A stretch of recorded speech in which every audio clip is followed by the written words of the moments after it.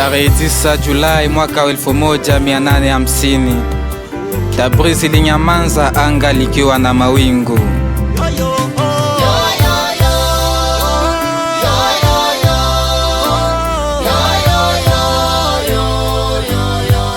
Bab alisimama kifungoni, moyo haukupaza sauti ya hofu wala hasira. Alikuwa mwangaza katikati ya giza la himaya inayoyumba.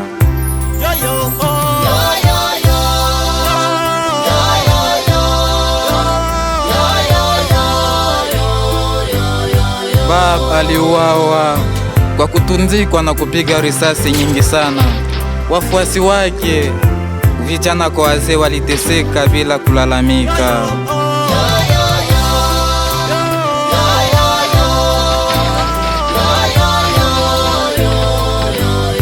Walichomwa moto, lakini roho zao hazikuvunjika, kwa maana mwangaza wa ukweli hauzimwi kamwe na giza.